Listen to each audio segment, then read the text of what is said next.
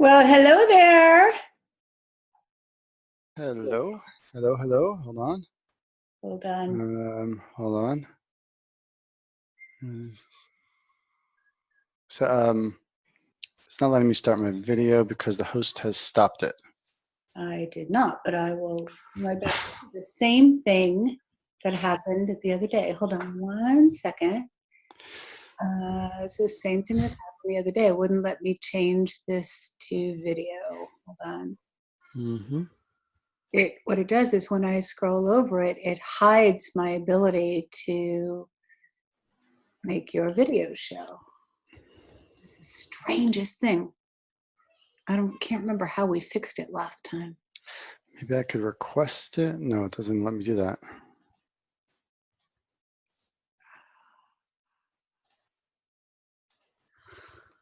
I'm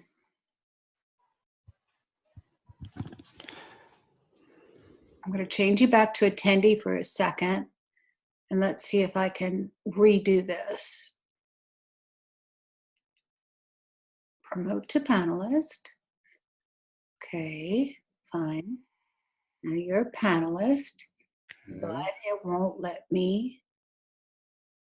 When I scroll over it to increase your, to turn on your video, it won't let me. What does it say? That there's a red line over it, which shows that it's off. And then when I scroll to turn it on, it covers it with the mute and more buttons and won't let me get to it. When I click on the more button, my choices are to make you the host, okay, to forbid record, to rename, or to put you on hold, or to remove you, but it won't let me turn on your video. Hold on 1 second. Let me turn off the recording just for a second. I'm always ready. All right, my friend. Well, welcome everyone to our very exciting interview that I am doing today with a dear, dear friend. In case we have never met, I'm Wendy Lipton-Dibner, President and CEO of Professional Impact, founder of the Action Movement, 5-time best-selling author of the most recent book, of course, is focused on impact, the 10-step map to reach millions, make millions, and love your life all along the way. It's the book that Forbes called The Secret to Success in Business. I was honored when they did that, but the truth is, I think the secret to success are the people that we know that help fill in all the missing blanks in our lives, the things that we don't know how to do, or help us connect to other people. And that's how I met my guest today, Dove Gordon. Dove helps consultants and experts in small professional service firms build a steady, consistent, predictable flow of ideal clients. How we met is that I was on a podcast of a mutual friend of ours, and this person introduced me to Dove, who holds a very private, very special, very enormous group of marketing consultants. And Dove runs this group as a mastermind and does so beautifully. We got on a call first just to make sure that it was right for both of us to connect, and we instantly fell in love and discovered that we were filling in each other's missing pieces in some really big ways. And as our friendship has grown over the past, 6 months? How long have we been together, Dove? 6-8 months. Yeah, it feels longer. Anyway, as we've gotten to know each other and I've learned more and more about what Dove is doing, one of the things that became instantly clear is that I wanted to make sure that you got to meet him, especially now when he's been doing some very, very special work with coaches and consultants from around the globe. Dove is in Israel. I'm in Connecticut in the U.S., and so it's such an exciting thing to have him here. I want to read his formal bio to you right now, just in case you don't know Dove, and then we'll get into our conversation. For several years, Dove led a CEO peer advisory group that attracted the CEOs of many leading companies that had between 10 million and 150 million in annual sales.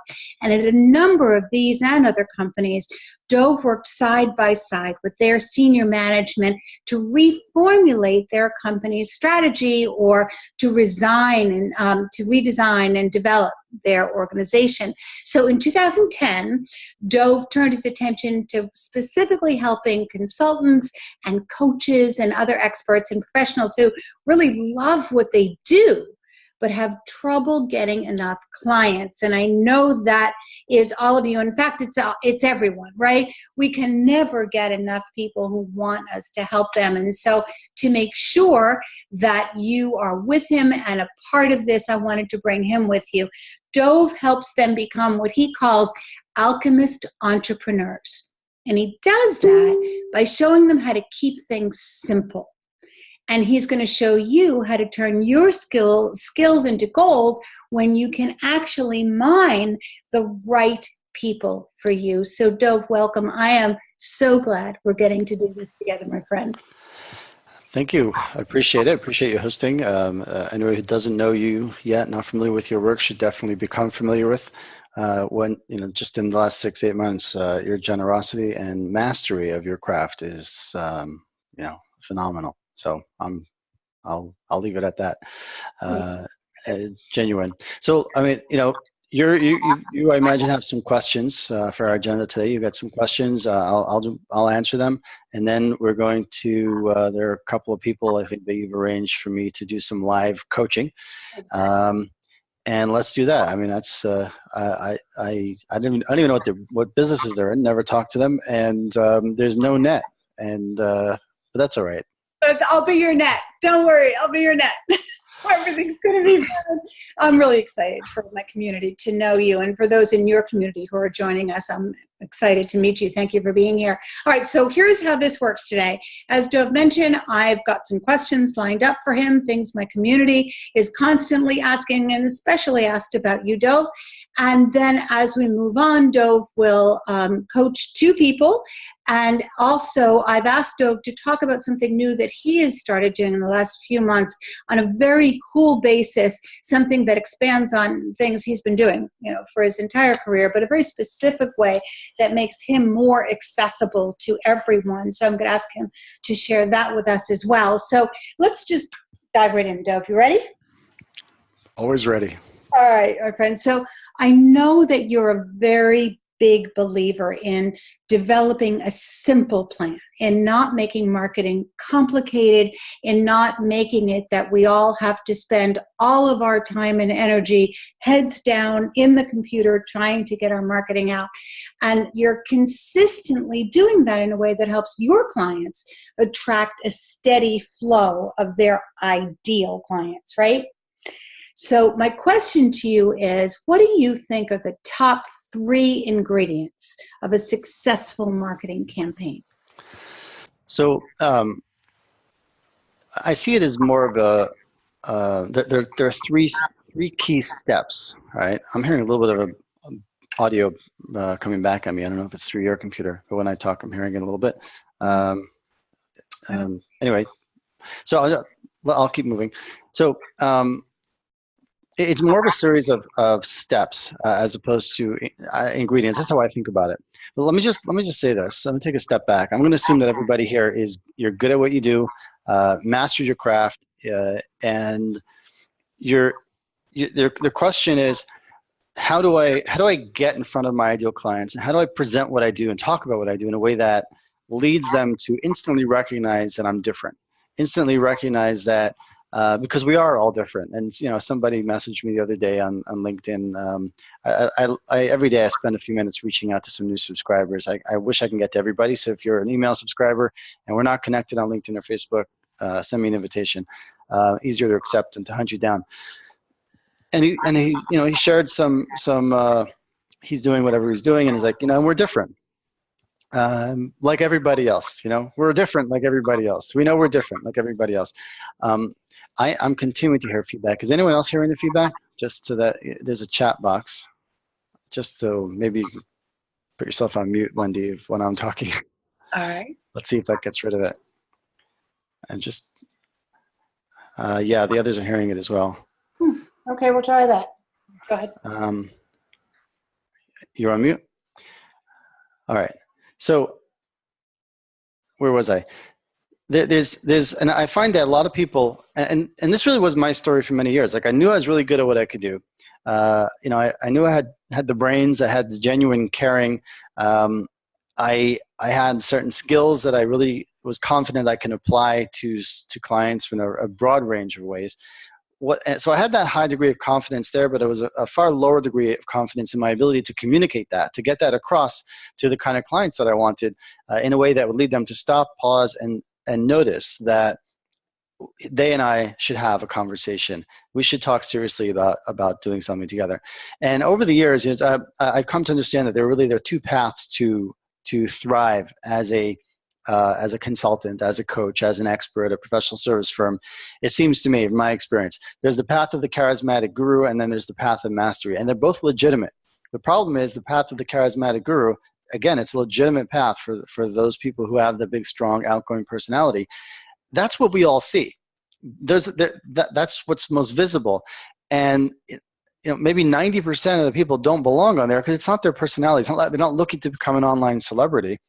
But that's the path we find ourselves on, and we're stuck because we're kind of moving forward, trying to implement, follow steps or a process or so on that we're not comfortable with. It's not genuinely us, but we're doing that because we don't know what else to do. It's not clear to us what else to do. So when you ask me kind of what are the three ingredients, I'll say this. The purpose of whatever you're going to do, marketing-wise, system to create a simple system. It's not what most people think. You need a marketing funnel. Why? So that you can have leads, so that you can get clients, you can fill your pipeline. That's a very superficial understanding of what we need to do.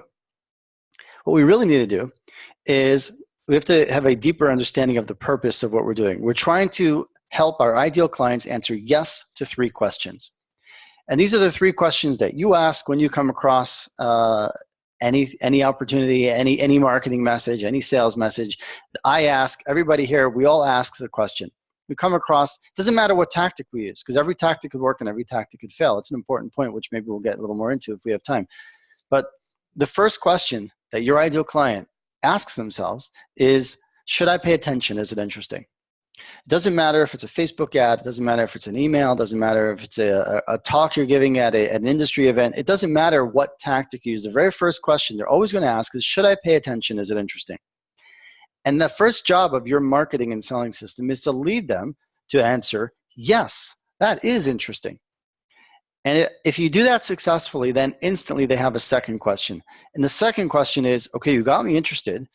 Can I trust you? You got me interested. Second question, can I trust you? Are you for real? Or are you just trying to sell me something?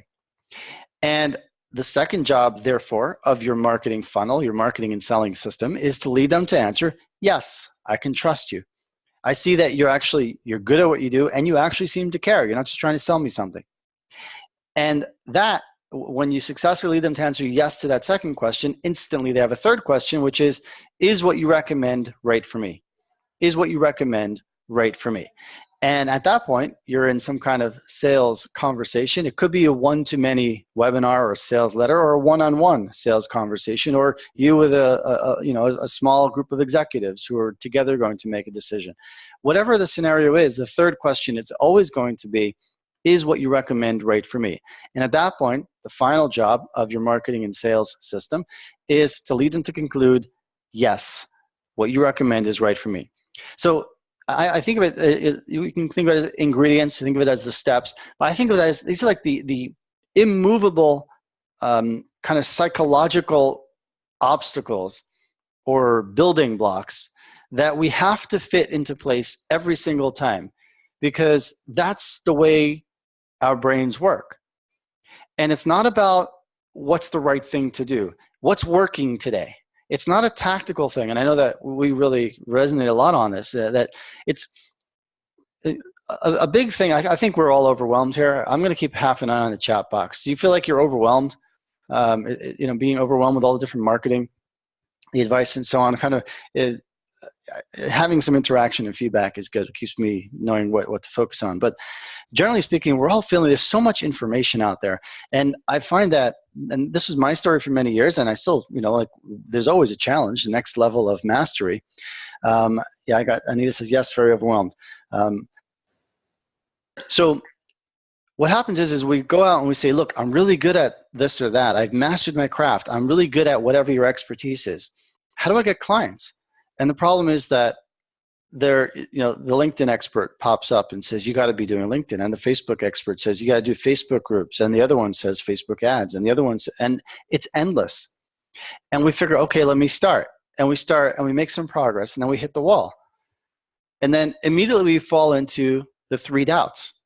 Like the clutches of what I think of as the 3 doubts. The first one is, am I doing the right thing? We don't know. We don't fully know. We're trying to follow through, but we don't fully know, because how can we find out? Who are we going to ask? Am I doing the right thing? And then, am I doing it right? And why isn't it working for me? Will it ever work for me? Those are the 3 doubts. And what happens is we hit the wall. We fall under the influence, the negative influence of these 3 doubts. And like the Roomba vacuum cleaner, you hit the wall and you bounce off and go off in another direction, because you figure, well, I must not know enough. I must not know enough. But that's not true. I bet if you're watching this, you know enough, or at least 90%. You know so much. What you need is not more information. You need to more deeply understand things that you already know. And the fact is that in order to more deeply understand things you already know, you need some interaction, some coaching. You need some help, because anything that is, if you're serious about learning piano, you're not going to learn from a book. I mean, you might learn from a book. You might learn from YouTube videos. You might learn from an iPad app, I suppose. But you're also going to get a teacher if you're serious about becoming a professional pianist. It's just not honest to say, hey, I'm this marketing expert guru. Just do what I did and you too can have a Ferrari 3 helms and travel around the world and work 1 hour a day from the beach. Just not true, because the skills involved are much more nuanced. It's not like, hey, I flipped the light switch. I don't understand how it works, but I could flip it, make the light go on and off. I can make, I can drive the car despite not understanding how it works. You can also, no, there's marketing and selling your expertise requires nuanced understanding of skills. And for that, you're going to need some interaction. So when you hit the wall and you're not sure why did I get stuck? You start to wonder, am I doing the right thing? You need someone to look at what you're doing and say, yeah, this part you're doing right. This part you need to change, fix that. Good. Now you're doing the right thing. Hit the wall, take a chip out of it. Hit the wall, take a chip out of it. And then when you kind of get stuck again and you start to wonder, well, I'm doing the right thing, but am I doing it right? You need someone to look at what you're doing and say, this part you're doing right, this part fix. And that's a distinction you wouldn't have even realized because you don't have the mastery yet. So you need someone to look at what you're doing and instantly see that. And then the same thing for, will it ever work for you? Yes, take a chip out of it, take a chip out of it. And then one day the wall crumbles. And then that's when you get it. So long answer to short question, but basically, everything that we do to create a consistent flow of clients is to lead your ideal clients to answer yes, yes, and yes. Should I pay attention? Is it interesting? Yes. We got to talk to them about what we do in a way, with whatever tactic you're going to use, in a way that leads them to answer, yeah, that is interesting.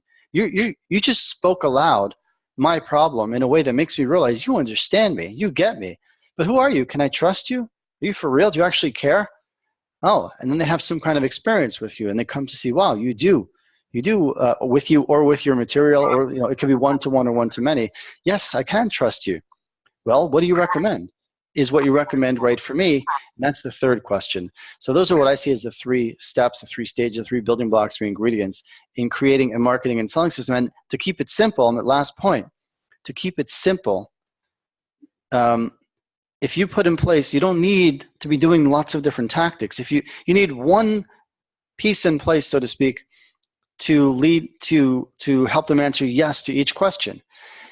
And therefore, Stephen Covey, from the author of The 7 Habits of Highly Effective People, I remember hearing a talk that he gave years ago, and he made this point. It says, how do you say no to all the distractions on the outside? The answer is you have to have a burning yes on the inside. When you have a burning yes on the inside, you can say no to all the distractions on the outside. And it's the same thing. That's what we're talking about here. When you have a simple marketing and selling system that brings you leads and clients, then it's easy to say no to all those things on the outside. But if you don't have something that you know, if I get up and I work this, it's going to work, it's going to bring me leads, and some of them will become clients, that's when we're susceptible to being overwhelmed. That's when we're susceptible to being pulled in all different directions. And when you understand what I just explained and you realize now, okay, good, so that's all I need to do. I need an A, a B, and a C, and then over time I can tweak it. I can add layers of sophistication and so on. I can leverage it. But first step is to get that simple, repeatable system in place. Beautifully said, my friend. I'm really glad you did that. Thank you so much. So here's the situation. We have a bunch of different people on the line. We have people who sent in questions. I think one of the challenges is that they all come from different industries. Right now, I'm looking at who's here. We've got an attorney. We've got a business coach, specifically an entrepreneurial coach. We've got someone who focuses on helping people live a healthier, more stress-free life, losing weight, getting in touch with their body and knowing how to use that body more effectively to be able to feel good about what they do. We have someone who has a real deep focus on helping people get clear in their heads in a way that moves them forward. So we've got all these different coaches, leadership consultants with us today, all right?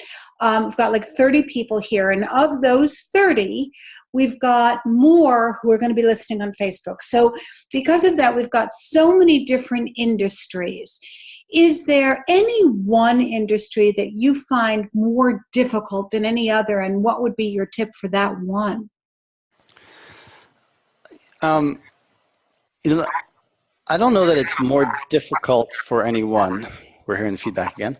You got to. So I haven't found that, we've had clients in industries I didn't know were industries. One of my most successful clients is an aquaculture engineer. I didn't know what that was until I started working with him.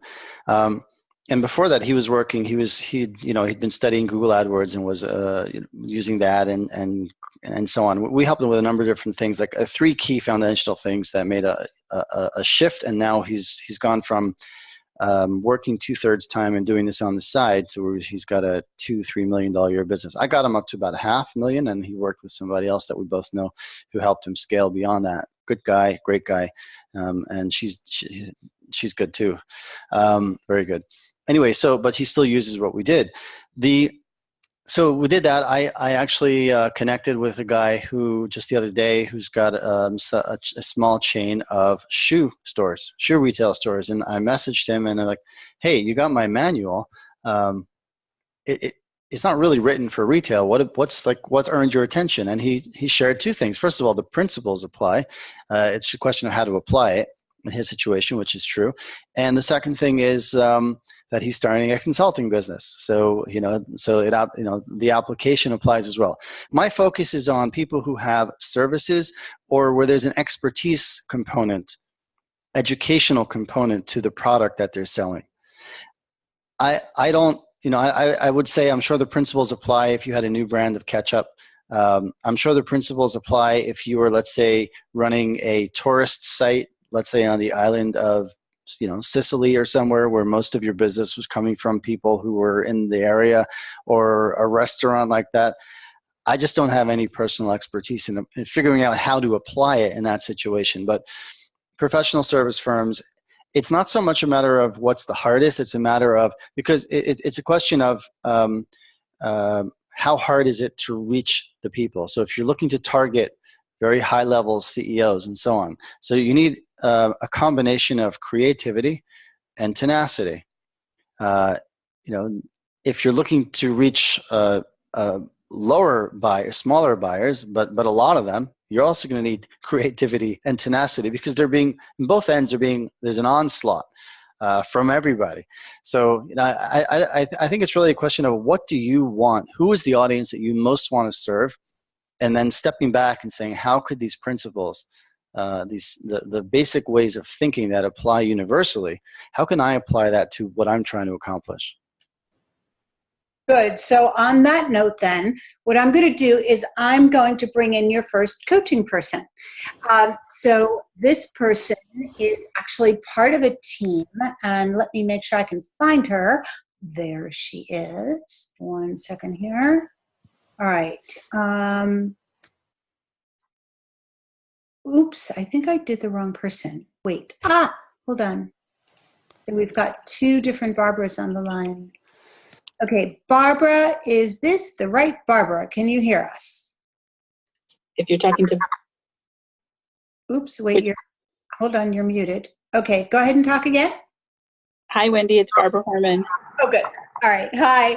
So I'm sure that you're all getting feedback. So Dove, why don't you mute yours for a quick second? And then I'm going to take a couple seconds to talk with you about Barb and her partner, Diane, and give you quick input so that then you can go from there. All right. So, yeah, you have a question? Just say the purpose of this is going to be very focused, because now that I laid out the 3 questions that your ideal client needs to answer yes to, the first question is, should I pay attention? Is it interesting? And what we do is, when you want to help you craft a simple, compelling, head-turning message, and I use the term message a little bit differently from Wendy. Wendy will clarify that. That's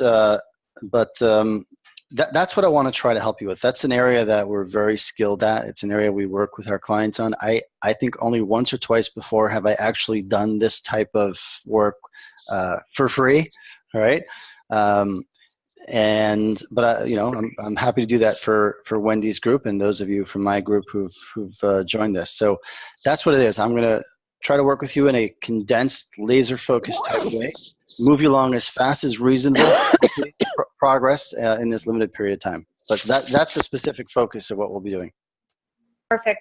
Perfect, Dove. Thank you. So what I'm going to do then is give you a quick introduction of Barbara and Diane so that you can work with them.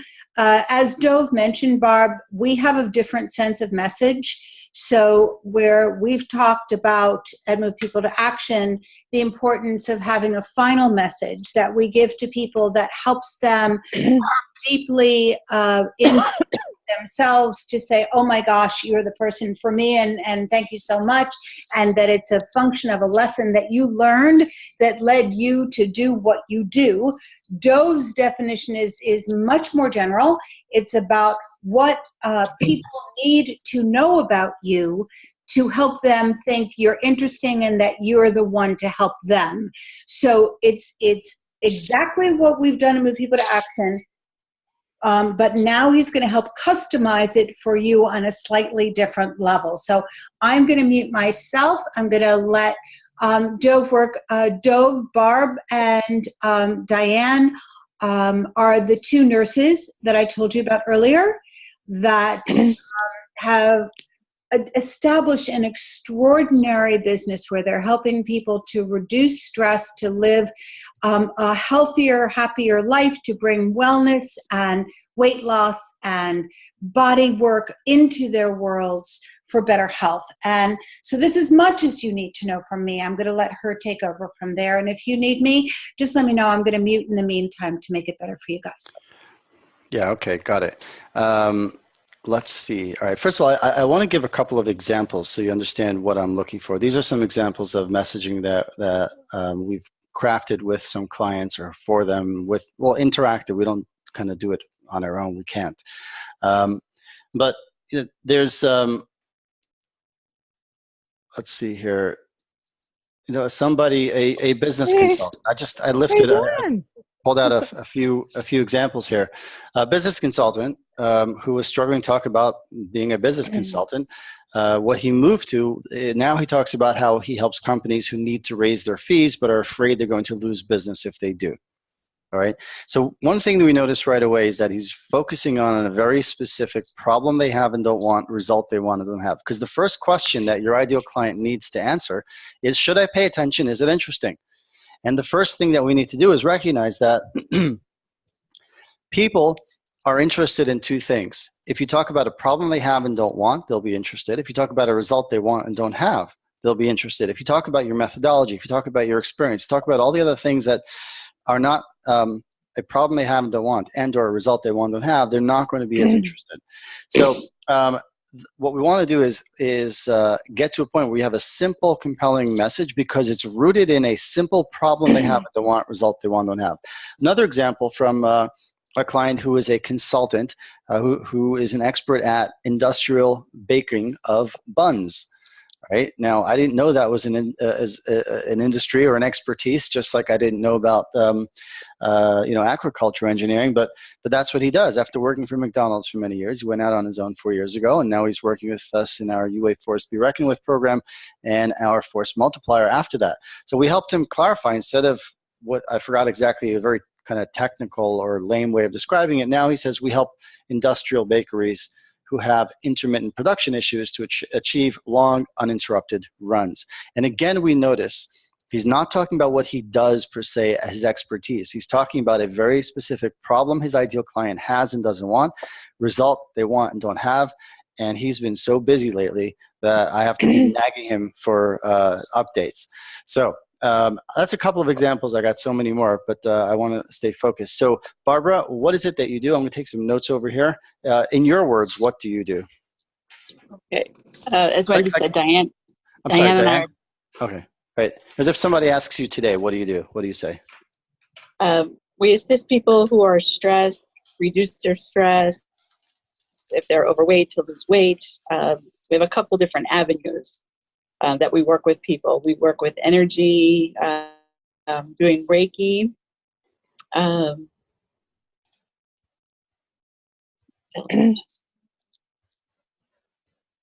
Okay. We're both registered nurses. Mm-hmm.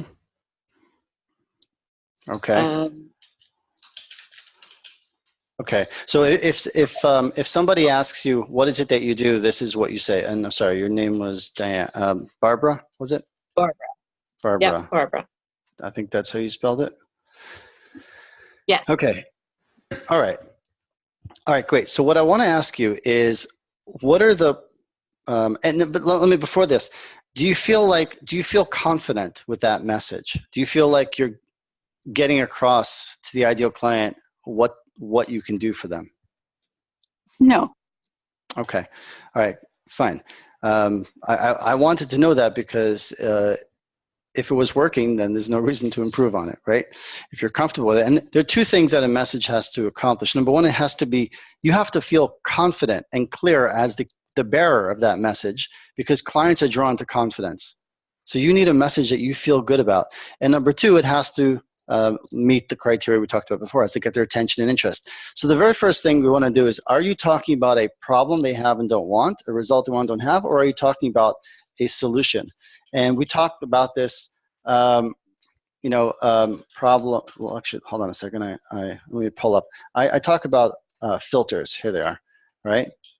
Is it a problem or a methodology or a solution? Okay, so you have a little bit of each mixed in here. But I'm going to ask you, I think everyone can see my screen. What are the problems? What are some specific problems you have? Thinking about your ideal client, what is a specific problem they have and the result they want to have? What comes to mind? Stress, excess weight. They may have low energy. They may have poor relationships because they're so stressed.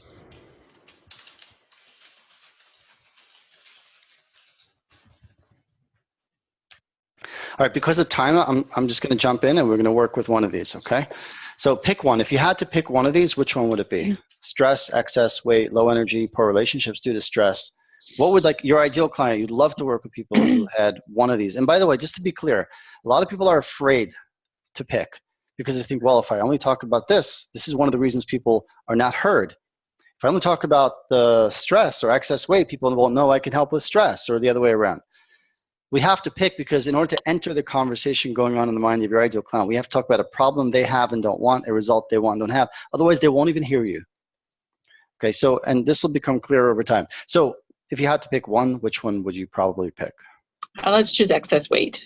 Okay, excess weight. All right. So let's go with excess weight. All right, I'm just going to put that here. All right. All right. So is it observable, right? So I guess it is, yes, it is observable because we're describing something that they would say, I need to be, I'm 20 pounds overweight or whatever it might be, right? Right. So that's Yes. important always that we're talking about something that's observable. All right. What does your ideal client believe is causing their excess weight?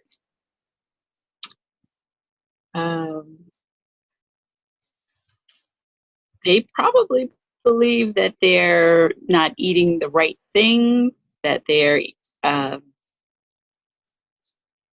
eating maybe too late at night, they're eating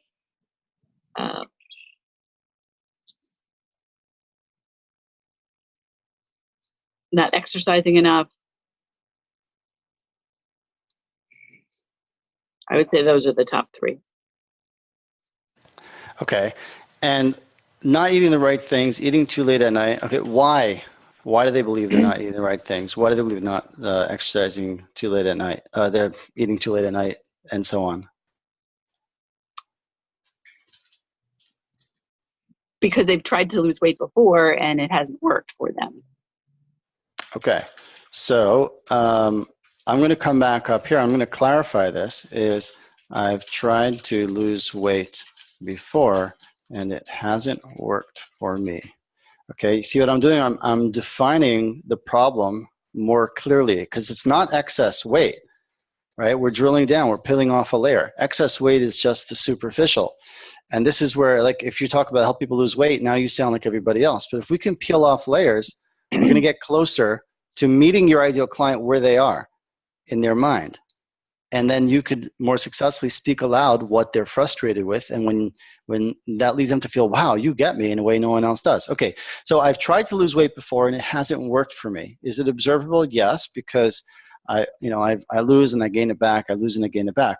What do they believe is the cause, not of the excess weight, but of losing weight or why it hasn't worked for me, right? Does it tend to be a yo-yo for most people? Yes.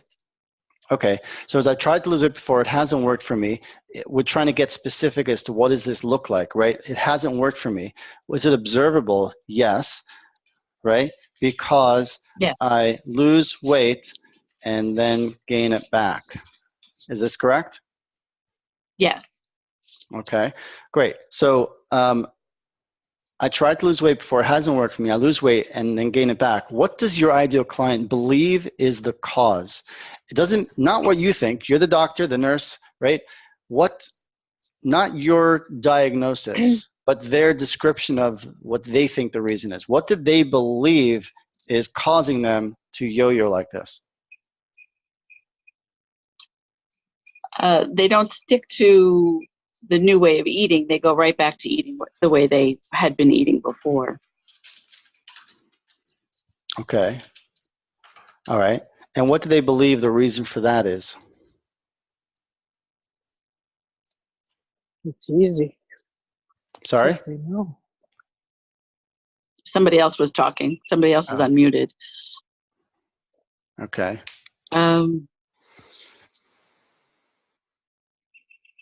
Lack of willpower. Okay. Great. It's observable. And that's because, right? Because of lack of willpower. What else do they probably believe is a cause of the gaining it back again?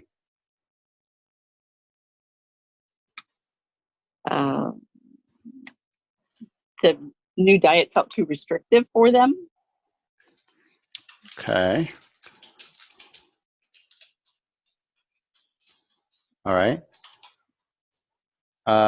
What else comes to mind? Any other answers that you could think of they would likely? Other times they feel like it's not their fault, but I'm not sure how to put that into words. It's not their fault. It's not my fault. It's what? That's what I'm trying to figure out. Okay. So keep that in mind, by the way. You want to go now. Again, we could, if we had more time, we'd go into a lot of these questions and maybe some of these as well, right? But I want to get you further down the road, and I think we're almost there, right? So is it a, let's see here, right? We started from talking about I assist people who are stressed, low energy, and so on and so forth. We decided that for at least for now, right, you can always add another message going forward. Your ideal client has tried to lose weight before and it hasn't worked for them, right? They've gained it back. Why? Lack of willpower. Okay. New diet too restrictive for them. Let's peel off another layer or two right here and see where that takes us. Lack of willpower. All right. Is that observable? I'm taking back to filter number 2. How do they know they have a lack of willpower? What's their evidence? What leads them to that conclusion? They eat things that aren't on the diet plan. Okay. All right. I violate the diet plan. Okay. All right. The new diet felt too restrictive for them, right? What is that? How do they know it's too restrictive? What does that mean to be too restrictive? I'm trying to really get to the root of this. What does that mean?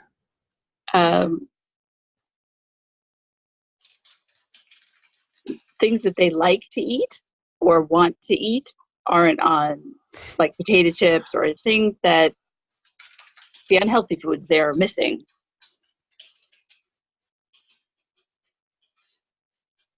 Okay, got it. All right. Can you help people lose weight even when they could eat at least some of the things they like to eat? We try and find alternatives to those unhealthy things. So that's what we do, is we look for those alternatives that are healthy. Okay. So an example is, so for dessert, we have chocolate pudding, but rather than making it with dairy, we make it with avocados. So it's still dessert, but it's a healthier option. Okay, and I suppose it's not, the way you make that is not by letting the avocados sit out until they look like chocolate pudding, right? That's not the answer. Okay, good. All right, fine. So, but my point is that however you get there, you have a methodology, you have an approach that has worked for some clients or many clients that you've worked with, correct? Correct. It has helped them overcome this feeling that I'm, it's too restrictive. Right, being deprived is a better word, maybe. Okay. So here's what this is what I'm hearing. Okay. I'm hearing, and let's just scroll down here, is, a minute. What I'm hearing is, we help, is it women, men, women, people? We mostly work with women. Okay, that's, we could say women. We help women who, actually, let's just start this further up so I can see our work. Let me see here. What do? We help, right? So, whoops. What did I do? Hold on. All right, we help women who've struggled. What was the word that you said? There was a word that you told me a little just before. We're talking about, I like to eat what I want. Do you remember what it was? You said that's a better word. Does anybody remember what it was? Oh, restrictive? No. That was the word. No. She said, we help people who feel restricted. Restricted? Okay. Restricted. All right. So okay, so we help people who've struggled to maintain their weight loss due to overly restrictive dieting. Okay, let's just say that, right? Now, that may not be perfect, but how does that feel? Like, is that something that you feel captures what you do? Yes. For this type of thing, I know we're not talking about stress. We're not talking, right? Again, we have to meet people where they are. So I'm not going to go into that anymore now. We talked about that before. But for these people, you said yes with a little bit of a hesitation. What's the hesitation? We help people to lose the weight, not once. So it sounded like the way you said it. I can't completely see it because I'm on my phone. Okay. it sounds like they've already lost their weight. So we help people to lose the weight. All right. So let's refine this a little bit. We help women. So to be Lose, clear, yeah. it's lose and maintain. Right. Yeah, that's better.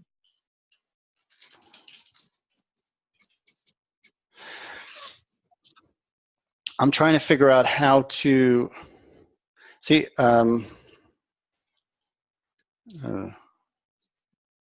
Okay, we help women who are sick of overly restrictive. Was that it? Restricted or restrictive diets to finally lose and maintain their weight loss. Is that better? Yes, that's better. Okay, so you see what we're doing? We're very specific about the problem, a specific problem, specific result. We didn't settle for a superficial answer of excess weight or even this. We wanted to get a clear idea as to what do they believe is causing it. That led us to this root cause here. Okay, and yes, you could build a business on this and you'll tweak it over time. What are you taking from this exercise? To dig deeper and really look through the customer's eyes. Absolutely. Yep. Absolutely. If anyone of you who've been following along in the chat box, was this helpful for you? Just kind of, or like, do you see how this process could help you as well? I mean, did you learn something? Was there an aha that you could share? I just want to get a feel, because everything we're doing with Barbara and whoever else is next really applies to everybody. I'm teaching you a process. It's a skill set.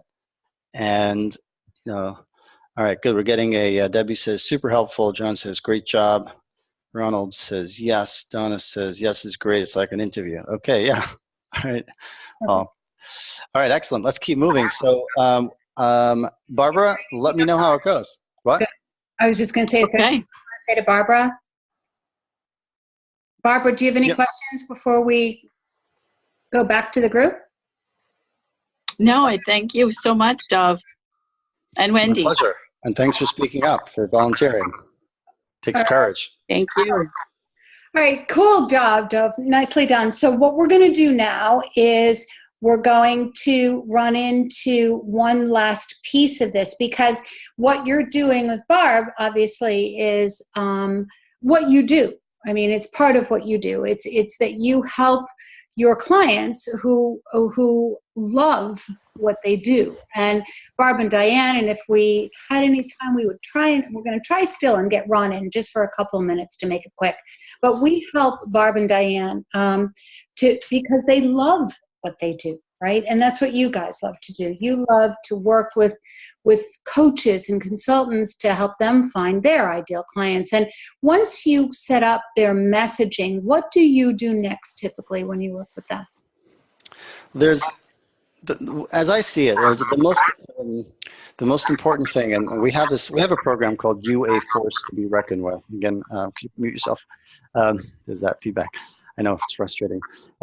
We have a program called You a Force to be Reckoned with. It's 4 weeks, and what we do is we focus on the minimal that most people gloss over, right? Because what we've just done, what everyone here has just experienced, is crafting what I call a simple, compelling, head-turning message. But who hasn't sat down to craft a message before? And then do your best and move on. Who hasn't sat down to identify an ideal client and like work on the avatar exercise that can go on endlessly for your entire life and get you nowhere, right? This is what we've done, is we've drilled down to the critical 10% that makes you look brilliant 90% of the time, that gives you 90% of what you want. And what I realize is that you don't need that much.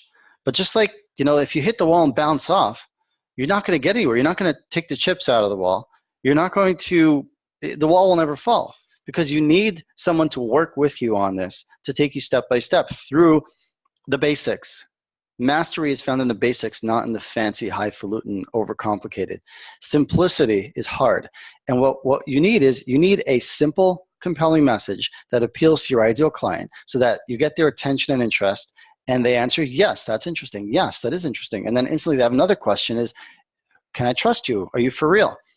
And at that point, you need to expose them to your ideas, to your concepts in a way that is free or low price for you and highly valuable for them. So it gives them the chance to recognize that, wow, yeah, I can trust you. You know your stuff and you actually seem to care. And what you need is to be able to present your ideas in a way that sounds original, that sounds creative. I didn't say anything, today that hasn't been said before, but I said it in my way. And because I say it in my way, it comes across, I hope, right, to everybody here, that I've mastered my craft, that you can trust me. I'm good at this. And I have something that's unique and different. And you need to be able to share your ideas in a way that's unique and different. So that's the second thing that we help. And now once you have a simple, compelling message that when people hear it, they're like, oh, that's interesting. You just described my problem better than I could, right? Well, what do we say? You just talked about, you just described my issue with the weight loss better than I could. That was perfect. And whenever someone describes the problem we have and the result we want to have so clearly, what's the automatic human reaction is we automatically think, wow, you understand me. You must know what I should do. And therefore, we want to know, what do you recommend? So that's the process. So once you've got those two pieces clear, we actually break it into 4 weeks. Like week number 1 is we talk about the clients you want. And we get crystal clear about that and your messaging. Week number 2 is the clients want you. That's about presenting your ideas, your concepts in a way that continues to deepen their interest. Week number 3 is your pool of perfect prospects, because that's the other part that people are missing, is that when it comes to actual tactics, we're all over the place. So many things that we could do, so many things we want to do that we never do, because we're doing some of this and some of that, some Facebook ads and this and that. We're all over the place. We help you identify and pick a single tactic that you could consistently work 90 minutes a day, 60, 90 minutes a day. And we help you nail down exactly the various pieces that are involved, the various messaging that's involved, and so on. So you create your own templates for whatever it's going to be. And generally, it's some kind of relationship building for what we're doing. And then the final week is you, a force to be reckoned with. You're going to be actually beginning to implement that on a schedule and start to get some feedback and results and tweak it as you go along. So those are the 2 main areas. If somebody is a consultant, expert, coach, and so on, you do not need to be doing all these things. This is what you need, and that's what we do. Did I answer your question? I know I tend to answer short questions with lots of words sometimes. All right. So in You, a Force to be Reckoned with, which is your program, and you've done this now, 6 times? We're starting the 5th one on Sunday, actually, yeah. This one is this Sunday it starts. Okay. Yeah. And you take 10 or 12 people and you bring them in, and you and your team help them identify their message, identify what is the one simple tactic that they can only focus on that and use that to get that message out to the right people. Did I miss anything from what you're doing? Well, there's some details, but that's the gist of it. Yeah. I mean, I have everything. So let me just ask you. So the outcome that they get is what? Okay, great. The outcome is you wake up in the morning, you know what to say to who, and you have a plan to follow day by day so that you're consistently getting your message in front of the right people, some of them who then become clients. What you do in the process is you beat the overwhelm. Instead of starting the day and being distracted and pulled this way and that way and trying some of this and trying some of that and all the hard work not adding up, it becomes a lot easier, a lot simpler, because you're focused and you have the clarity and confidence that actually attracts clients, because you've got the clear message and a simple plan. Keeping it simple, super simple. And then at the end of all of that, at the end of your 4 weeks together, if they want to work with you more, they can, but the people who you're working with are now seeing the people coming in at that point. Yes. Do you ever tell them to add more tactics, or do they stay focused on that one? Well, it depends on the business, but generally there's so much depth that you can go to with what you're doing that it should really serve you for several years. And also most people, not everybody's looking to hit 7 figures in scaling. A lot of people are looking for, $250,000 a year, $500,000 a year, in that range. And you don't need much more than that. You don't need this a lot of the sophisticated funnels that everybody's saying we need. So it's a combination of what's their dream, what are they really trying to achieve, and then it's about what's the right system for you to hit your goals, because your dream is not someone else's dream, and you got to be sure that you're not sucked into someone else's plan when it's taking you somewhere else, right? And we do have support for 12 months where they can continue to answer questions, kind of basically unlimited. Me and my team, by the way, it's not that it's me and a support coach working together. I am involved in every single client directly. Everybody it's a very small group because it's individual attention in a way that I don't know anybody else, maybe you, offer. So because I think that's what people need. They need somebody. If you're looking to learn golf, you can't learn golf in what they call a group coaching program, because you need someone to look over your shoulder and see your work and give you feedback, just like I did with Barbara. And that's, I guess an advantage I have is that I don't have the desire to build for myself to build this multi-million-dollar, coaching machine, factory type thing. Nothing wrong with that if the clients are getting what they need. But so many of our clients have been through that type of thing, and they're finally relieved with the personal hand-holding. Exactly right. Delph, thank you so much. So listen, I know that some of my people are going to want to know how to find out about this and maybe get in on Sunday. I know you're almost closed at this point, but do you want to go ahead and post the link in the chat box so they can find it? Yeah, sure. Hold on. It's dovegordon.net/force, and there's all that information. It'll take you to this page, and you can scroll down. There's a short video I did after our first group. We're getting ready for the second. Lots of testimonials, and I think what you'll see again and again is that this is a woman who used to, by the way, she was the CIO, Chief Information Officer, for a government agency in New Zealand, and then also in Australia afterwards. Tens of millions of dollars that she was responsible for. Getting a lot of people leave the corporate world. They figure that it'll be, oh, I'm good, I should go turn to consultant. But there's the corporate refugee. Most of them, it's actually a different skill set. Anyway, you can hear her video, very nice. This is kind of what we do each week. And just have a look at this. And I encourage you to talk to me. Like, if you're not sure, I'm happy to get on a 15, 20-minute chat, answer your questions. I don't twist anybody's arm. Wendy knows that, or I wouldn't be here. I turn people away. If I don't feel like I could really help you, we won't take you. If you're confident, you can sign up right there on the page. This is behind the scenes video. I show you what the training looks like, what the forum where we actually give you support, and what that looks like. Take a few minutes to watch that, and that's it. And we highly recommend Force 365, which includes 12. I don't know, somewhere it says it here, but we also we have this 100% happiness guarantee. Again, I'm not gonna let's get to that next person. If anybody wants, you can have a look at the details at dovegordon.net/force, and you can email me dovegordon@dovegordon.net if you have any questions. That's awesome. Right. That's awesome, Dov. Thank you so much. I really appreciate your wanting to focus on everybody who's here. So let's get Ron Stotts onto the call. And while you're doing that, I see Anita says, in so many programs I'm left alone with my answers, not knowing if they're good until they don't work. I totally understand that. Having been in programs myself over the years, because I'm always improving my skills and learning, there's always something to, and having helped work with so many people, the tragedy is when people have spent all their money and they've got nothing left. So I really hope you don't get, you, not you specifically, but anybody, make sure you go for the right help. We all need help. There's a great saying, no one can do it alone, but no one can do it for you. You have to go through the growth. You've got to learn the skills, and no one could learn them for you, master them for you. But you also can't do it alone. And you've got to, if you're serious about learning piano, if you're going to work with a teacher, same here. Did you find Ron? Yes, Ron, you should be able to talk now. Can you, honey? I can talk. Can you hear me? Hey, Ron. We can. So, Dov, let me give you a quick introduction of Ron. Ron actually came to my very first Move People to Action live event. And we've known all this time. That was just about 10 years ago. And we reconnected this year, and we are, like Diane and Barbara, are moving Ron into a much bigger space right now to be focused entirely on leadership in corporate.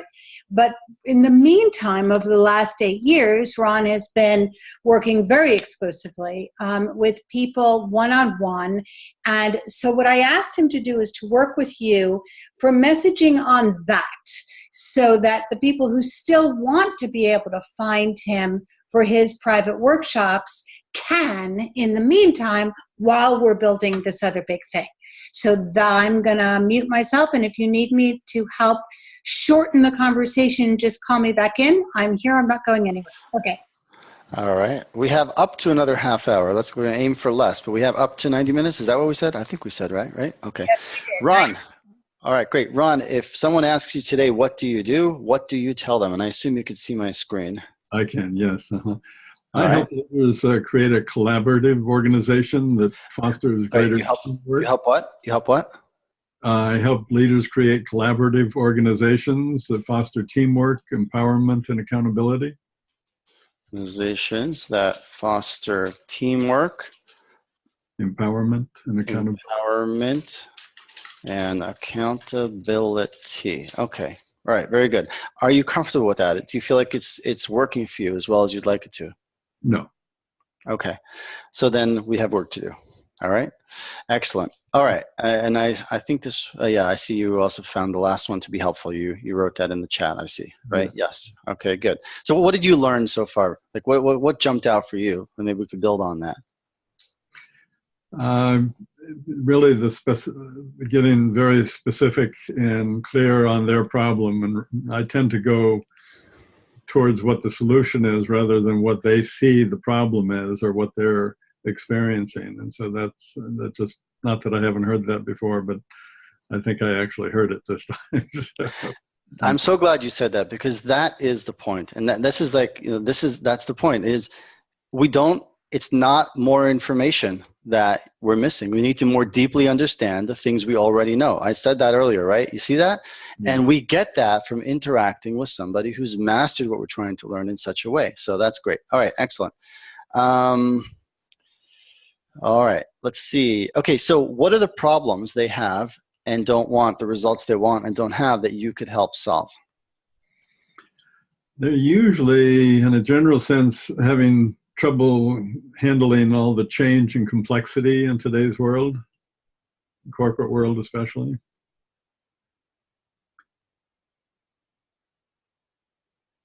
Okay, what else?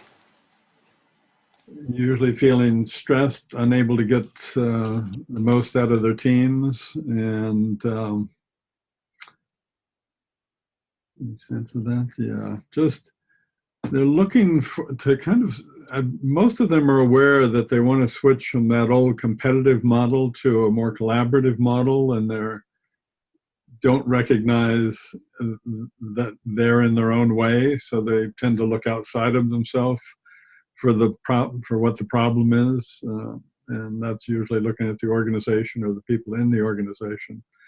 And so they keep trying different techniques that don't seem to work, and finally come to me in frustration and willingness to look a little deeper within themselves.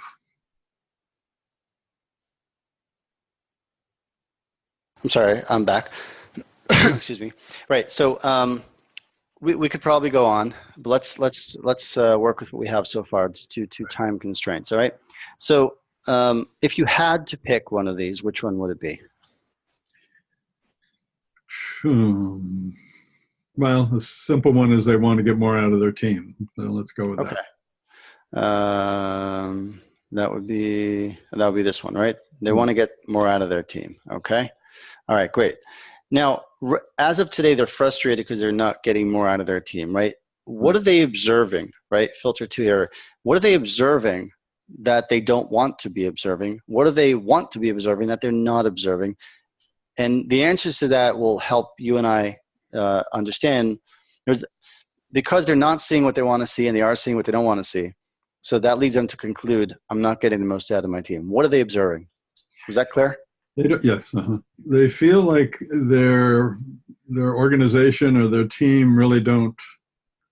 I would say there's not enough discretionary effort. They're not feeling like they're part of a company and like they own the company. It's more they're coming in, doing the job, and leaving. They're feeling like their team is not contributing and not seeing the big picture and not contributing in terms of the big picture. They're more just focused on their single team or what their project is. Yeah, so they're not seeing the level of creativity and the level of contribution that they'd like to see.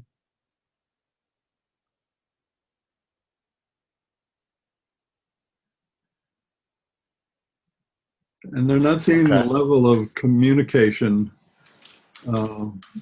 within the organization. You know, if there's difficult communication there, that usually stops the communication. You know, so they want to develop an organization where there can be difficult emotional circumstances that are really become opportunities that are handled well. Okay. Let's pick one of these for now. All right, to peel another layer. If you had to pick one of these as what they were observing, not observing, want to be seeing, which would it be? Again, let's just keep it simple. The team's just putting in time and, you know. Okay. Yeah. All right. So the team is putting in the time and going home. All right. That's what they're observing, and that leads them to conclude I'm not getting the most out of my team. Right. What would they like to see that they're not seeing? They'd like to see the individuals and the teams more involved and committed to coming up with new solutions, new visions, new ways of doing not only what they do, but what they do in relationship to the rest of the organization. They're kind of feeling like they're supposed to come up with a big idea, and they'd really want to bring the team into that creative problem-solving process, but the team's sort of just waiting for them to tell them what to do and how to do it, and then they'll go ahead and move forward. It's kind of that old, you know, that resistance within the team to buying in that they're really part of the leadership process or part of the company and part of the success of the company. Okay. So the team is putting the time going home. What I actually want to see is I want to see team members involved and committed to coming up with new solutions, visions, ways to improve, and so on. Right now, as a leader here, I'm feeling like I need to come up with all the ideas. I want them to come up with ideas. Instead, they're waiting for me to tell them what to do. Okay, so what I'm looking for them to come up with ideas, right? What do they believe is causing the fact that the team is kind of waiting for instructions rather than initiating and understanding the big picture and so on? What do they believe is causing this? They generally look outside themselves at the team, the individual's team or organization, that they just aren't applying themselves and aren't motivated enough to initiate that. So say I have the wrong people? What would they say? Not sure they take it quite that far, but that's the direction they're really looking is. So if your ideal client was sitting over a beer after a long day with their best friend, yeah, and they were describing this situation, right, or coffee, we call it the cup of coffee test, right? What would they say? What would they say in terms of, you know, what they believe is causing this? You know, they're you know, the friend hears them say this stuff, and then friend goes, well, you're like, why do you think that is? Well, you know. Yeah, I think very good. I think they'd be feeling frustration and like they either just didn't have the right people or they didn't know. They might even acknowledge they just don't know how to motivate those people. ways they'd like to. Okay, so interesting. So you said they're generally pointing fingers outside themselves. They're not looking to see, right? So they're pointing fingers. That would be, that would lead them to say either I don't have the right people, or some type of blaming of how these people are. Maybe they have the ability, but they're not performing up to their ability. Right. Okay. That's certainly the case. Yeah. And I want to come back to that in a minute. Another option would be, I don't know how to motivate these people. I'm falling short in some way as a leader, which is looking inside, right? And these are both what I want to point out to you and everybody is that what your ideal client believes is causing the problem is the problem, because you, at the first stage, to get their attention and interest, you need to speak aloud what's going through their mind. It's not about you coming with the answer. That comes in the stage 2 and in stage 3, because for example, like this is really, let's say one CEO believes that I'm not getting this type of this is my situation, what we described. Why? Because I don't have the right people, right? That's what they believe. The truth might be they have great people. They just don't know how to get performance from them, higher motivation or whatever that might be, right? But it doesn't matter that that's the truth. The fact is that this person is going to be looking for new people. Right. So if you talk about, well, we help you motivate your people, they won't even notice you. They won't hear you. But if you talk about how to find the right people, or how to determine if your people are the right ones or not. Do you see what I'm saying? It's an important side point, because we've got to. I hear you. I mean, it right? kind of goes into their next concern is the high cost of turnover and replacing somebody and all those concerns. Okay, so let's see here. Problem result. Where would we put that? Well, I guess we'd say so what is, right? So what? Or, is I'm concerned about the high cost of replacing some key people, right? Would that be true? That would be true. They're also, of course, concerned about, they're looking for greater productivity, greater profits, and feeling why now? We need greater productivity, profits, because whatever. Okay. Unless is there a common reason, like what would the because would be? Of the cause of which? Like why suddenly now is it a priority to get better performance, better productivity, profits? Because everybody has 1,000 problems, and they're only going to pay attention to the 2, 3, 4 that are bubbling away at the top. And like, when something shifts, right? There could be a change in the market. It could be a person who's new in that position. It could be a change in the organization. Okay. All right. Good.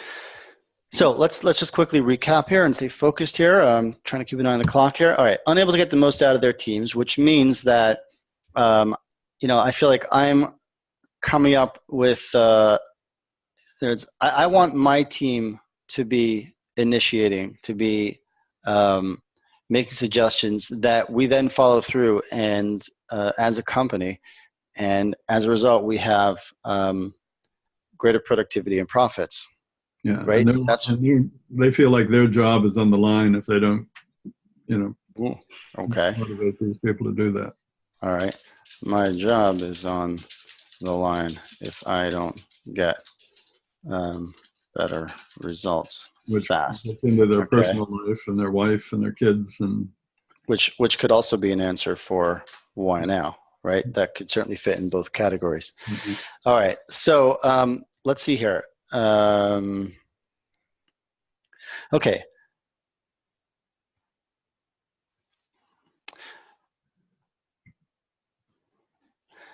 I want to go back to this because I think we need to do a little bit more work here about the cause. What do they believe is causing? Either I don't have the right people, or I don't know how to motivate these people. If you had to pick, if you have another answer, then that can give us more options for right now. But do you have any other answers to what do they believe is causing this problem?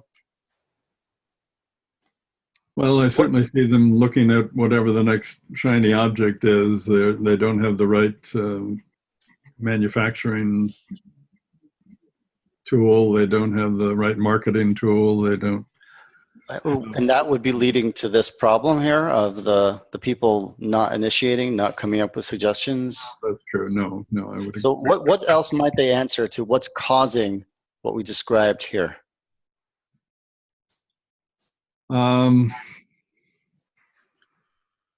They don't, that they feel like people don't care about the organization.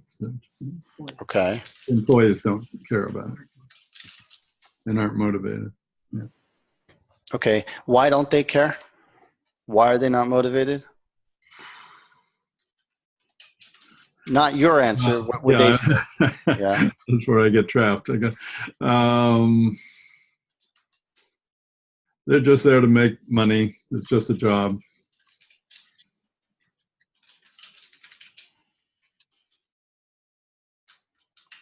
Okay.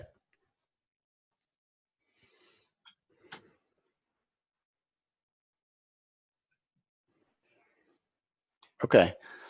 All right. Let's see what we can do with this. Give me a moment here. So again, the problem is that the employees are not contributing towards the big picture. They're focused on their local project. What I want is I want to see my team members involved. I want to see them committed to coming up with new solutions, new ways to improve what they're doing in their area as well as the entire organization. I don't want to feel like I need to always be coming up with the ideas. Can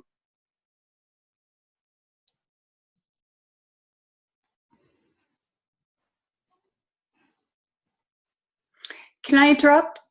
Sure. This might help you get to something. We're very close, but go on. One of the things that Ron and I have spent a lot of time talking about is the simple truth that what the people he wants to help excel at is noticing what's wrong with their employees. So if you focus on what's wrong with their employees in this message, I think you'll be able to help him best.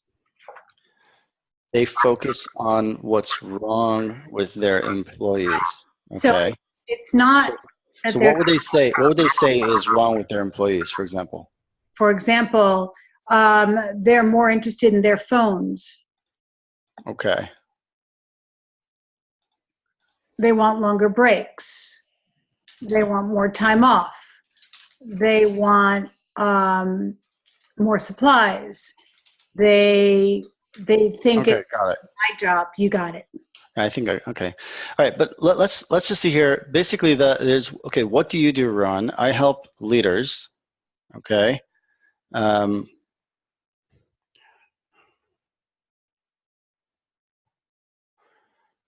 Just give me a moment. I'm comfortable with the silence. I hope everyone else is. If not, you will be soon.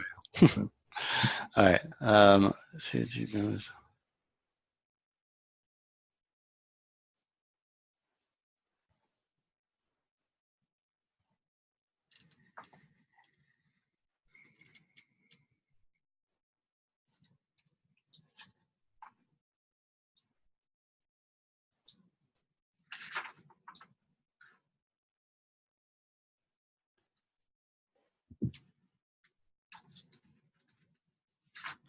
Something like this is at least in the right direction. I help leaders transform their team members from waiting for instructions to initiating and implementing big ideas. Let me just write that down. We can work with it afterwards. I help leaders transform their team members from waiting for instructions to initiating and implementing big ideas. All right. Does that feel like something that you could say? Does that feel like, how would you feel about that? Yeah, I appreciate that. Yeah. Is that what you do? That's one aspect of what I do. Yes. Uh-huh. All right. we're only going to zero in on one aspect for the reasons we discussed, right? So I help leaders transform, or I just help I help you or help companies transform their team members from waiting for instructions to initiating and implementing big ideas. Uh-huh. Is that something you could comfortably say? Yes. Mm-hmm. Can you see how this would probably get a better response than I help leaders create collaborative organizations that foster teamwork, empowerment, and accountability? Yeah, absolutely. Yes. What are you taking away from this, Ron? Yeah, again, it's just shifting perspective from what I know or feel they need, because I've worked with thousands of them, to what they're feeling, needing, and will recognize as value to them. And we're also concerned with standing out, with differentiating ourselves. Right. If you use this, you stand out. You stand out because suddenly they realize, like, wow, you get me. Mm-hmm. You get me in a way that others don't. Now, if you try this and over time you realize that you'd rather deal with a different problem or a different cause or a different whatever, so you can develop another message. Right. But by, like we've had clients. I had a client, I use this as an example a lot, management consultant, leadership consultant, also a corporate refugee. A lot of corporate refugees, they struggle to replace and exceed their corporate salary. Even this woman, she was a head of marketing, 50-person marketing department at $1 billion construction firm. After a year or two, I forget how long it was, she was just doing small websites for local businesses. She wanted to be doing leadership consulting. Sat her down, did this exercise with her. She made a list of specific problems. I said, that's it. You can build a business on that. What we came up with was, I help companies solve the problems they have with that employee who's too valuable to fire. Now, that's just, very different than her competitor who's saying, I help leadership issues or get all your people on board or all the other stuff that everybody says. Right. Yeah. All right. I'm going to ask everybody else, could you, in the chat box, was this helpful for you as well? Did you learn something? Did this go a little bit deeper? Anything specific you can share? Go ahead, Wendy. And Ron, do you have any questions that you want asked before we sign you out? No, I feel like that was very helpful, very clear, and the nice thing is it's not like I just got that one answer I can see. It's like, okay, I can make a list of problems that they feel like they have and just translate it into the same format. And beautiful. Put that out there in a series, Yeah. Beautiful. Thank you so much, Ron. And also we're hearing Joan says the shift in language is everything. Flo is saying more clarity on how the process works. Good, Flo. Thank you so much for that. Anybody else have a question or anything that you'd like to quickly ask Dove before we turn over the end? Carol, answering the bullet points, helpful to narrowing the message. You're so right on that, Carol. Thank you. Thank you so much for that. Yeah, very good. If anybody wants, if you feel like you would want some help with this and beyond, I'm not going to repeat everything we said before. Just go to dovegordon.net/force. It'll take you to this page. As of now, if you're watching a recording, we may have some other version of it. We'll always test different ways of connecting with you and communicating how we could uniquely help you.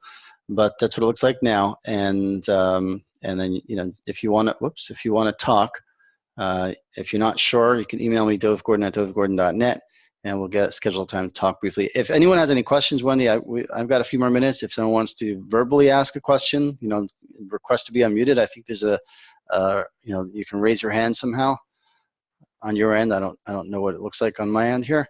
Absolutely, guys. I'm quite happy to, I certainly, I'm not one of these, neither is Wendy, I know. We don't hide behind the chat box on these webinar things. Right.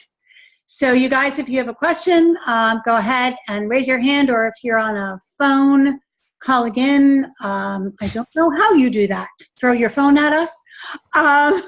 Anybody have anything for Dove? In the meantime, what I'll do, Dove, is ask you, what is the part that you love most about working with people in your FORCE program? Interesting. I, you know, I know that there are a lot of people who are really good at what they do. Like I was for many, I'm still really good at what I do, but like who are really good at what they do. And they're competing with people who are just much better at the marketing and sales part. And that's a disservice to the client, and it's a disservice to the expert. And I just love kind of equaling the playing field, helping them equal the playing field so that they could just, when the light bulb goes off, like for Ron and Barbara, like, oh, wow, like you get it. Again, I don't think I really taught anything that anybody here didn't know before on some level. But now you understand it at a deeper level. I love when the light bulb goes off. It builds your confidence to go out and now everybody gets a better result. Everybody's better off. So I just love that. And I adore you and all of the heart that you bring to this, my friend. It's one of the things I most appreciate about you is that you are one of the good guys. You care about it working. You're always looking to learn more yourself that you can bring to people. You're always willing to look at yourself and say, okay, where am I going wrong that maybe I could do a good job? And I think that's so important in today's world, and I so appreciate you about that. I know this man, ladies and gentlemen. I know him well. So, blush. Yeah. Thank you. I appreciate that. I know I appreciate it, and thank you. All right. I'm not seeing any questions or raised hands. Ron says thank you. So is there any last words of wisdom you'd like to share with everyone before we sign off for today? Last words of wisdom. Here's what,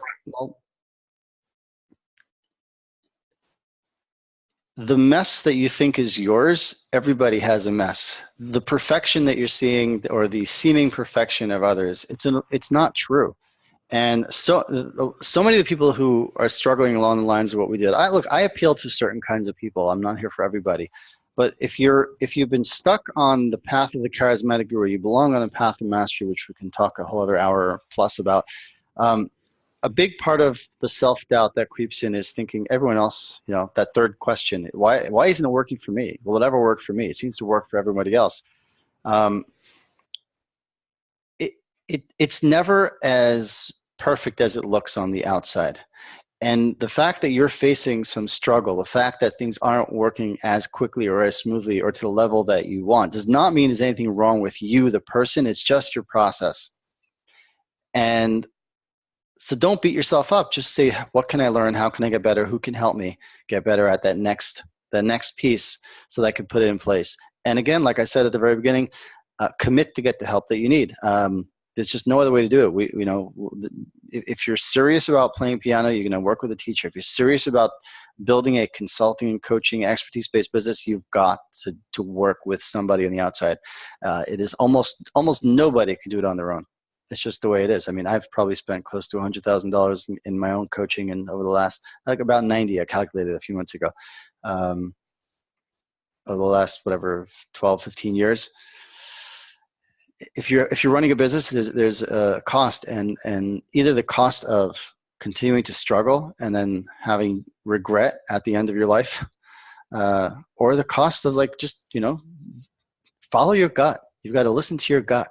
And if your gut says I should do this, then the brain pipes up with all the things that could go wrong. You have to give your brain a better question, as I learned from Tony Robbins many years ago. Instead of what are all the things that can go wrong, which is what we're asking. And the brain's like, well, what if this? What if that? What if you don't make the money back as fast as you? All the things, you give your brain a better question and say, how can I ensure that this is a successful program for me? How can I ensure that I make my money back within 6 weeks, 8 weeks, 3 weeks, whatever it might be? And then your brain starts to give you answers to that question. And then your gut, which says go, and your brain are working in the same direction. So I don't know, that was probably about 6 thoughts, but somehow they fit together. Yes, they do, my friend. And I really want to thank you and thank all of you for joining us for this. I'm sure that you got a lot of value here and that you understand why I love this man and why I just was desperate to get him into your world. Dov, I want to thank you so much for your heart and your expertise and for all you do, ladies and gentlemen. I really want to encourage you to go to dovgordon.net /force so that you can learn more about his program, learn about more of what Dove does.